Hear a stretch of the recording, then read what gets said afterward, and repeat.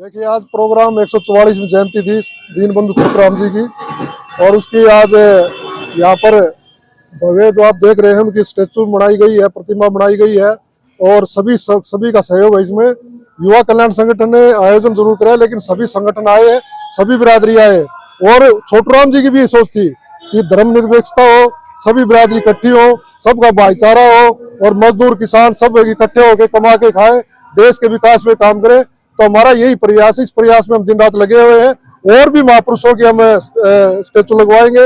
एक बहुत बड़ा पंचायत के सहयोग से, सरकार के सहयोग से और सभी संगठनों के सहयोग से एक सही स्मारक बना रहे हैं पूरे जिले के और ना अपने तुसाम हल्के जितने गांव हैं उनके जितने भी शहीद हुए थे, कारगिल में हो, चाहे लड़ाई लड़ते हुए शहीद हो गए हो या दूसरे विश्व युद्ध में शहीद हुए हो या स्वतंत्रता सेनानी तौर में आजादी फौज में शहीद हुए, सबका एक बहुत शानदार सही स्मारक भिवानी में बहुत तोसा में बहुत जल्द बनाने जा रहे हैं। एक भगत सिंह की बहुत बड़ी स्टेचू जो बाजार में उसकी हम परमिशन की ट्राई कर रहे हैं, परमिशन मिल जाएगी। हम बिल्कुल सरकार से सभी से जो भी है प्रशासन, एसडीएम, डीसी, प्रशासनिक अधिकारी सबसे मिलकर काम करते हैं। हमारा मकसद यही है कि नौजवानों को पता लगे कि उन महापुरुषों ने किस प्रकार की कुर्बानी दी थी, देश के प्रति उनकी कैसी भावना थी, देश के प्रति उनकी कैसी सोच थी, ऐसी नौजवानों की हो। और युवा कल्याण संगठन नशे के खिलाफ भी अभियान चलाएगा इन महापुरुषों की प्रेरणा से। और हम चाहते हैं कि पूरे प्रदेश में नशा ना हो, कमा के खाएं और अनुशासन में रहे, अपने माँ बाप की इज्जत करें। ये हमारा संगठन का प्रयास है, इसमें सब शामिल हैं, कोई एक व्यक्ति नहीं है, सबने मिलकर ये कार्य किया है। कहा था एक भोले किसान कहा था, किसान में सब आते हैं। भोले किसान मेरी दो बात ले मान, एक तो बोलना सीख ले और एक दुश्मन को ले पहचान। यानी आपका दुश्मन कौन है भाई? आपका दुश्मन ये भी है भाई, अनुशासन में रहे तो ये दुश्मन है, अगर आप काम नहीं करोगे भी दुश्मन है, अगर विद्यार्थी पढ़ाई नहीं करेगा तो दुश्मन है, अगर व्यापारी अच्छी तरह व्यापार नहीं चलाएगा दुश्मन है, किसान अच्छी तरह खेती नहीं करेगा तो दुश्मन। उसने ये सभी को मिला के कहा था कि किसान में सब आते हैं। बोले किसान मेरी दो बात ले मान, एक दुश्मन को पहचान ले और एक बोलना सीख ले, ये उन्होंने कहा। आज चौधरी छोटूराम जो किसानों मजदूरों के बड़े नेता थे और शहीद आजम और रहबरे आजम थे, उन्होंने बहुत कठिन दौर में, जब किसान मजदूर बहुत गुलाम था एक तरह से, 1938 में 4-5 ऐसे कानून बनाए थे जो किसान मजदूर को राहत दिलवाई। एक तो साहूकारा का जो रजिस्ट्रेशन करवाया था, बगैर रजिस्ट्रेशन कोई लोन नहीं दे सकता, ऋण नहीं दे सकता, बहुत शोषण करते थे उस समय। और दूसरा कर्जा मुक्ति का कानून बनाया था उन्होंने। और तीसरा किसान की जमीन कुर्क हो जाती थी और ये कानून बनाया था कि भाई जो मूलधन की राशि है उससे डबल नहीं ले सकता कोई भी।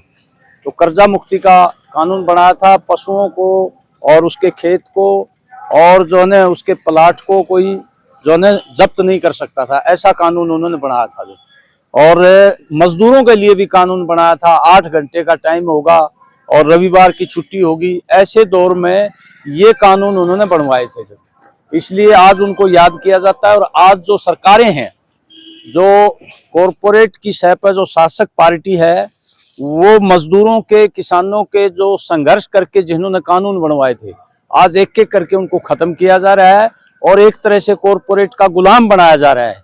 आज चौधरी छोटूराम, बाबा साहब अम्बेडकर, भगत सिंह और तमाम जो आज़ादी के नेता थे, उनकी विरासत को कायम रखने के लिए, उनकी प्रेरणा लेने के लिए आज हमें उन्हें याद करना चाहिए और उनकी विरासत और प्रेरणा को लेकर के मौजूदा दौर में जो चुनौतियां हैं उनका मुकाबला करना चाहिए, ये हम कहना चाहते हैं। देखिए आज छोटूराम जी की, जैसे आपने बताया, 144वीं जयंती बनाई जा रही है। ये हम अपना एक चौक बनवाया छोटूराम जी का।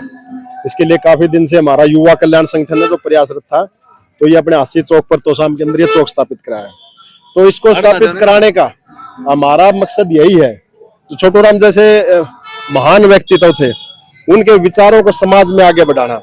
जो आज की युवा पीढ़ी हमारे इन महान नेताओं से, इनके मतलब भाई जो विचार थे, आदर्श थे, उनको ग्रहण करे और समाज में आगे बढ़ाए। जैसे छोटूराम जी किसानों के प्रति समर्पित थे। आज किसान की थोड़ी दुर्दशा है, तो हम चाहते हैं किसान भी, जो और युवा साथी हैं, जो और वर्ग है, वो इनसे सीख ले, किसानों की तरफ ध्यान दें। अच्छा, छोटूराम जी थोड़ा शिक्षा के ऊपर जोर रखते थे। छोटूराम जी खुद एक वरिष्ठ वकील थे, पत्रकार भी रहे हैं, वरिष्ठ वकील भी रहे हैं, मंत्री भी रहे हैं। तो हम चाहते हैं कि समाज शिक्षित हो, समाज में शिक्षा का बोलबाला, आज हमारे किसान भाइयों को शिक्षित न होने के कारण काफी परेशानियों का सामना करना पड़ रहा है। बैंकों से लोन नहीं मिल रहे हैं, उनको फसलों का भाव का नहीं पता, मंडियों में जाते उनको ये नहीं पता भाई किस तरह क्या प्रोसेस चल रहा है, MSP नहीं मिल रही है। तो हम चाहते हैं कि अपना किसान वर्ग शिक्षित हो, युवा वर्ग भी शिक्षित हो, समाज का हर वर्ग शिक्षित हो। बस इन्हीं सिद्धांतों को आगे बढ़ाने के लिए हमने इस कार्यक्रम का आयोजन किया। जैसा कि आप देख रहे हैं, हजारों की संख्या में आए हुए हैं। अपना युवा कल्याण संगठन भाई कमल सिंह काफी दिन से इसके लिए प्रयासरत थे, हमारी सारी टीम। तो आज जाके हमने ये कार्यक्रम किया है। सर छोटू राम जी की जयंती के ऊपर मैं सबसे पहले तो देश के सभी नागरिकों को बधाई देना चाहता हूँ।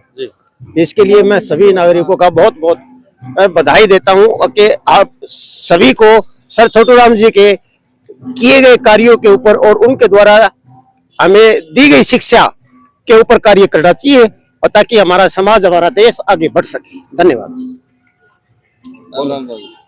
भाई मैं किन बोल रहा हूँ, मैं खुद नहीं आदमी हूँ। लेकिन छोटू राम अमर रहे बस। हाँ। छोटू राम जी के विचार अमर रहे, छोटू राम जी के सिद्धांत आगे बढ़े।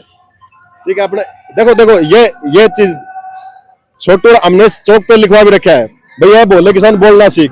जैसा आप अपने बताइए, देखो कितने बुजुर्ग व्यक्ति है, इन्होंने कहा कि भाई झाड़ खोदनी है, वो बोलना को नहीं आंदा। इन्हीं चीजों को समाज से मिटाना है। हमें अपने बुजुर्गों को सभी को बोलना भी सीखना होगा, ताकि हम अपनी मांगे प्रशासन के आगे उठा सके, समाज में रख सके। जी धन्यवाद साथियों।